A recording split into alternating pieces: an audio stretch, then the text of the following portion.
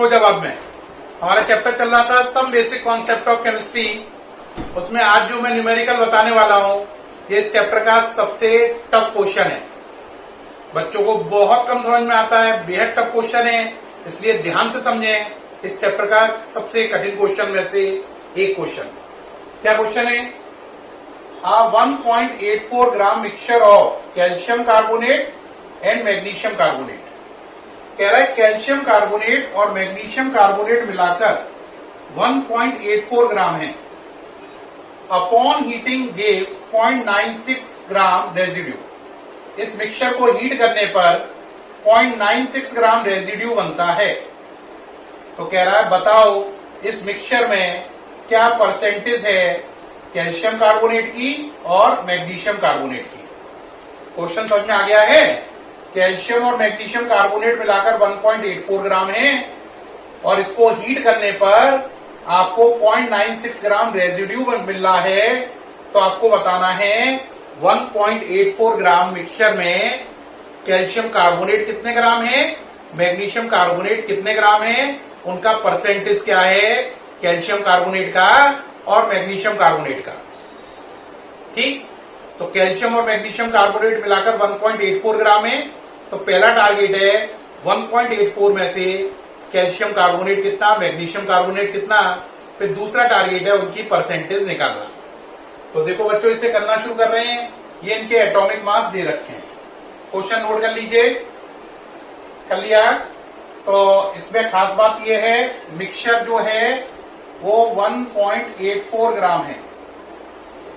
Mixture के अंदर दो कंपोनेंट है CaCO3 और MgCO3। दूसरी बात यह है जो रेजिड्यू है, क्या चीज है? रेजिड्यू। रेजिड्यू 0.96 ग्राम है ना?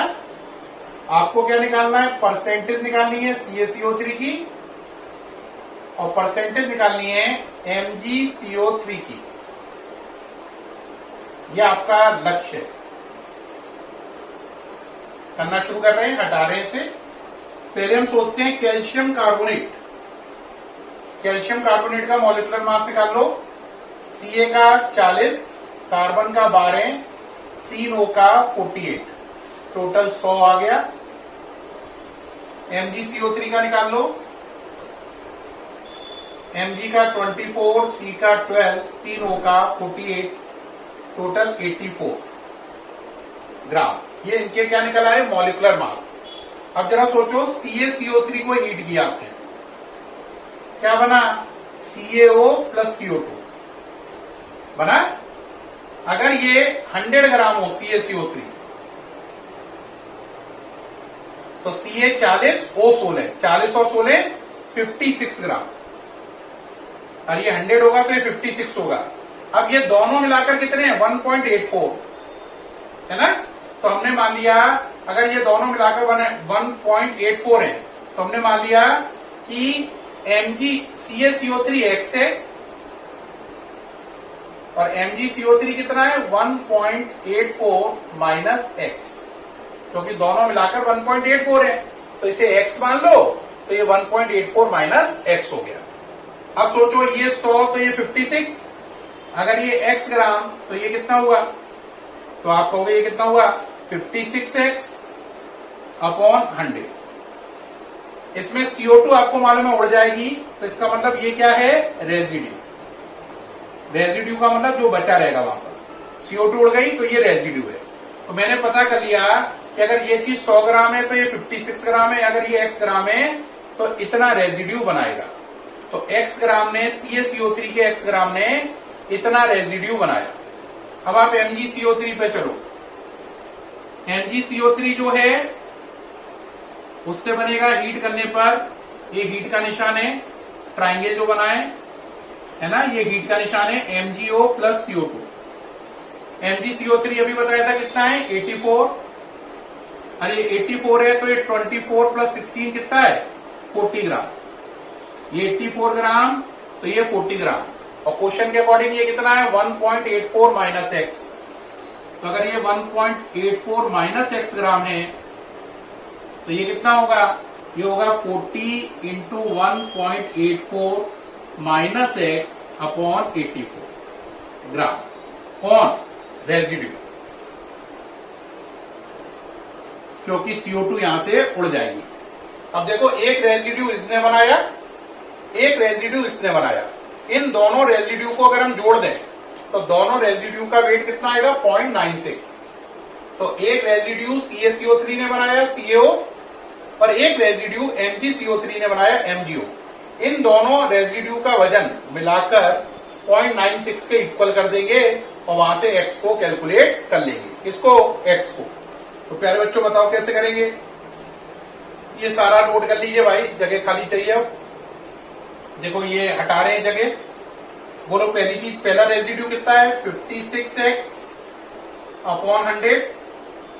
दूसरा कितना है बोलो 40 1.84 माइनस एक्स अपॉन कितना 84 और दोनों रेजिड्यू मिलाकर कितने हैं 0.96।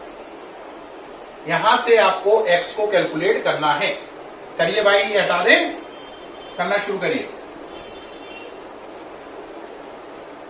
करिए भाई सॉल्विंग। पहले ये कितना हो जाएगा बेटा, नीचे एलसीएम ले लो, कितना आ गया 8400। 84 इंटू 56x प्लस 84 से गया 100 बार, 100 से कितना हो गया 4000 और अंदर चले जाएगा इंटू 1.84, या भी ऐसे ही रख लो 4000 और ब्रैकेट में 1.84 माइनस एक्स, ये सही इक्वल टू 0.96। अब इसको अंदर ले जाओ, 84 into 56x 4000 into 1.84 minus 4000x 0.96 और नीचे कितना लिखा हुआ है 8400। ये ठीक। अब 8400 उधर चला जाएगा, सही है या नहीं? तो ये हो जाएगा आपका, करिए भाई कितना हो जाएगा, ये हो जाएगा, ये उधर ले जाओ 84 into 56x 4000 into 1.84 minus 4000x equal to 0.96 into 8400। ये हो गई बात पूरी, कोई दिक्कत तो नहीं है? चलिए भाई करते चलिए, ये करते जाओ भाई। 84 इंटू 56x करो, ये हो गया 4704x प्लस कितना है ये 4000 इंटू कितना करो 1.84, तो ये हो गया 7360 माइनस 4000x। यहां तक नोट कर लिया भाई।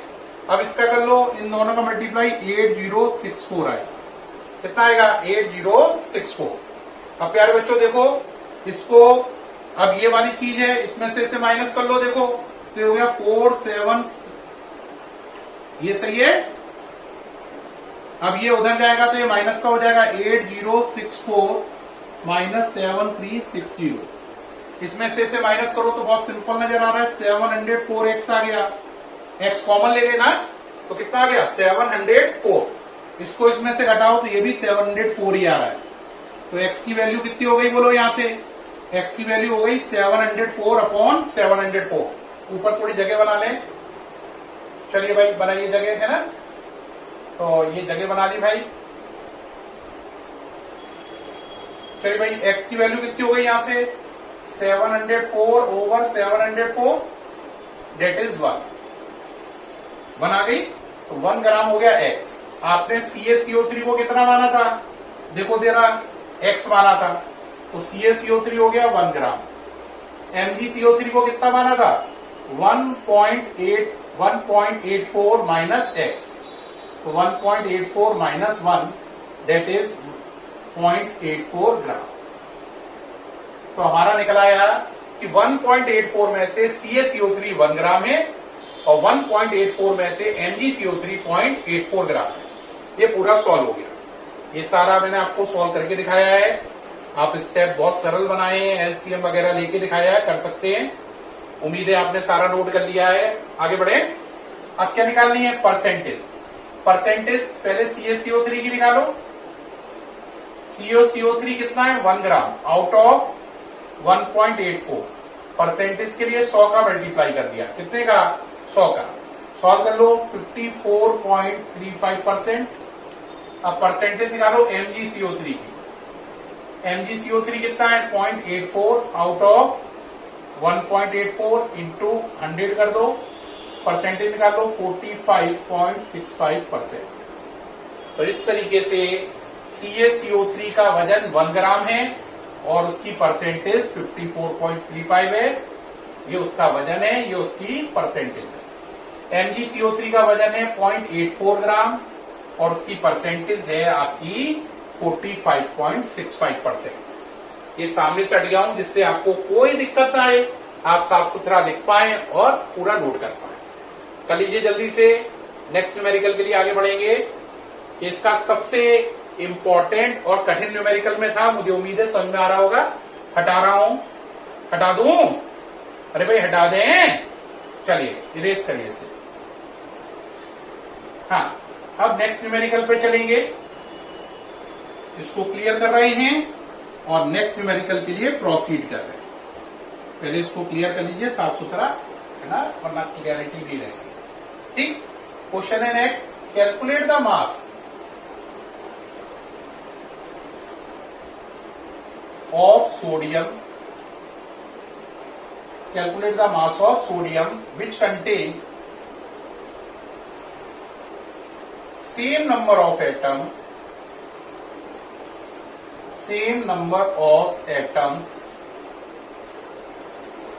as present in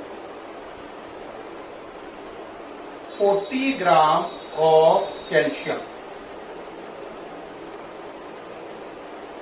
14 नहीं है, 15 है, 15 ग्राम ऑफ कैल्शियम। कैल्शियम का नंबर 40 है और सोडियम का नंबर 23 है। Atomic mass. क्या क्वेश्चन कह रहा है?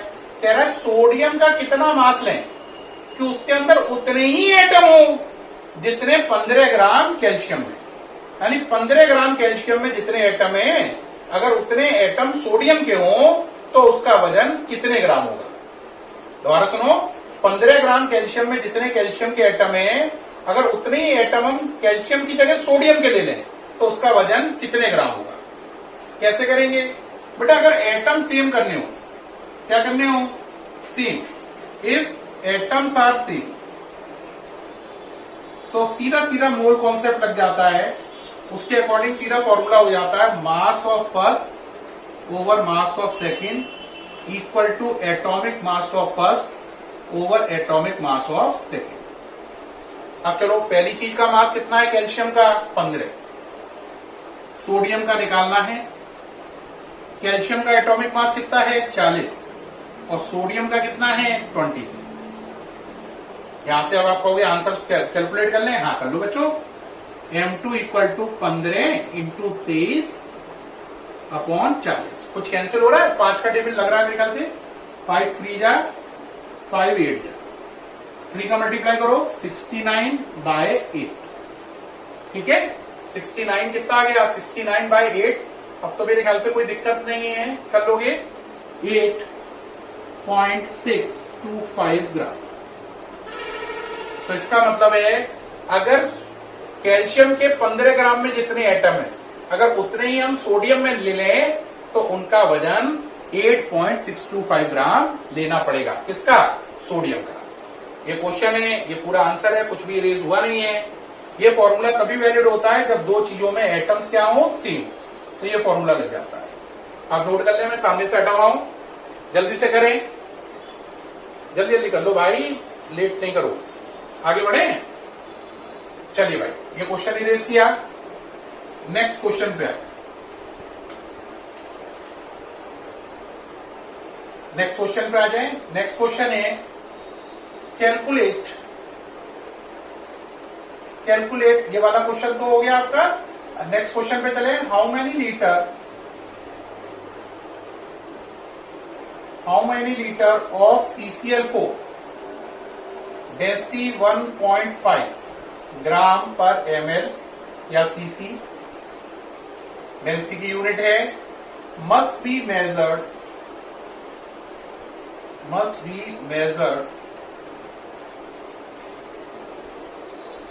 must be measured out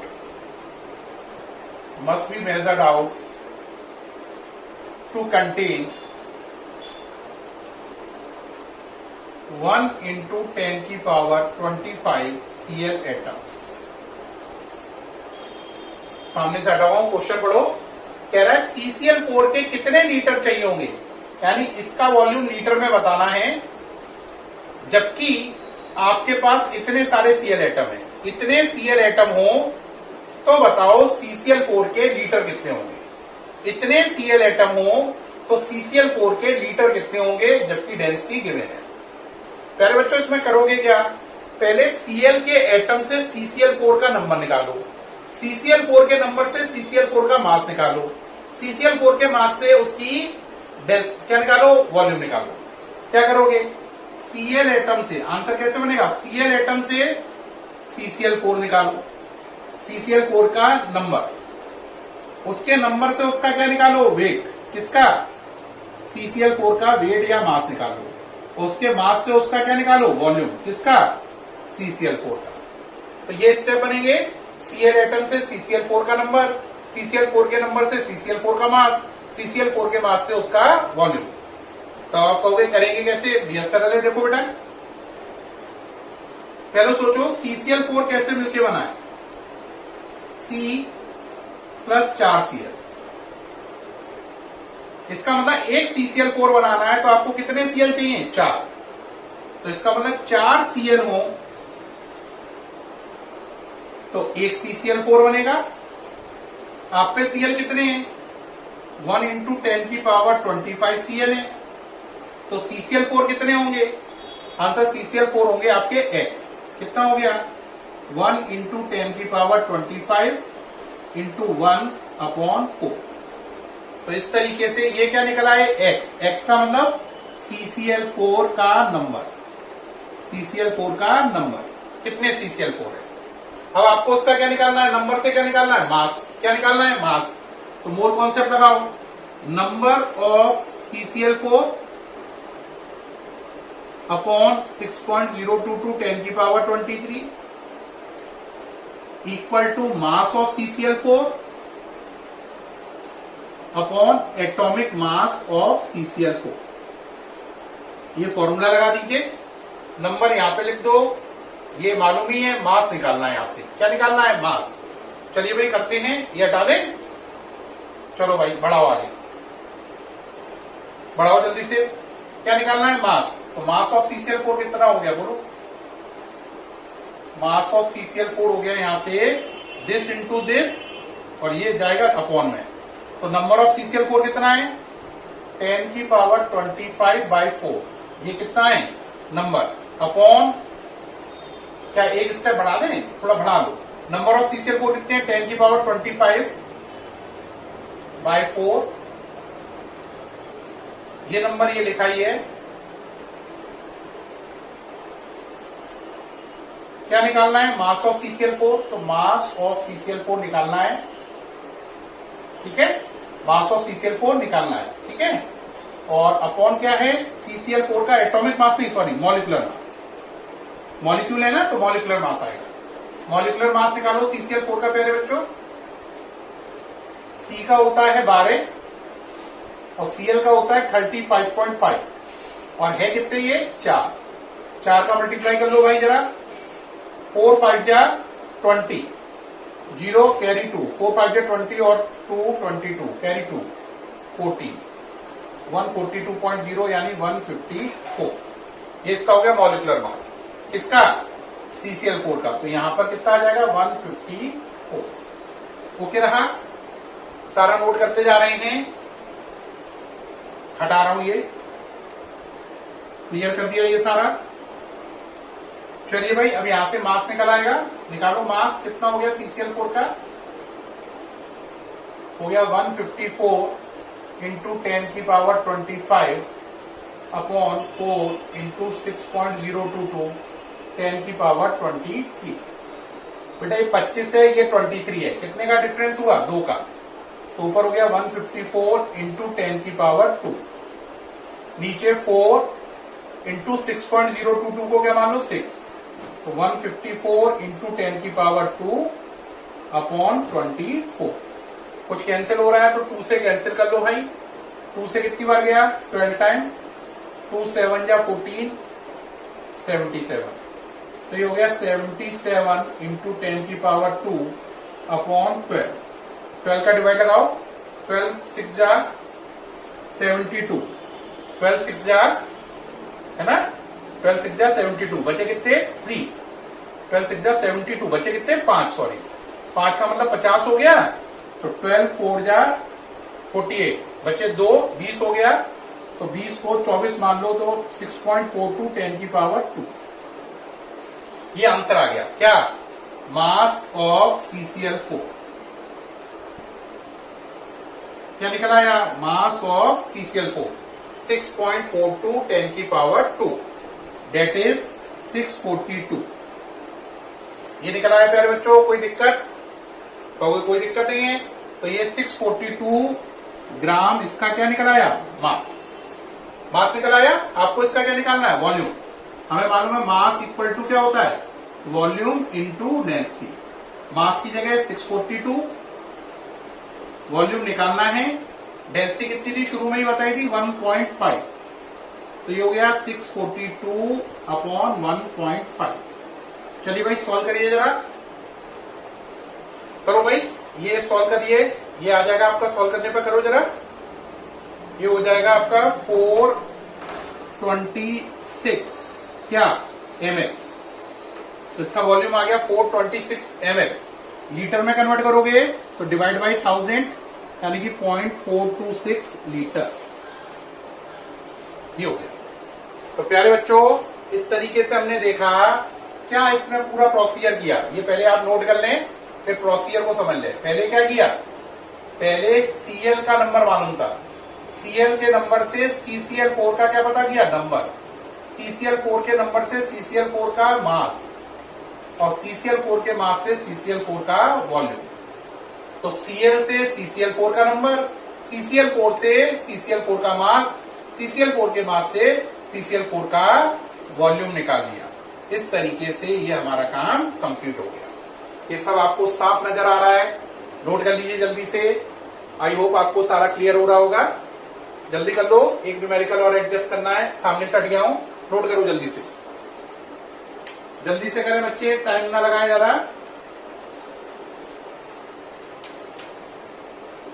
हाँ जी, हो गया जल्दी से।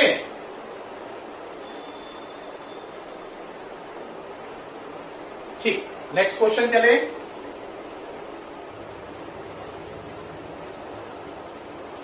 कह रहा है calculate the amount of water. Calculate the amount of water produce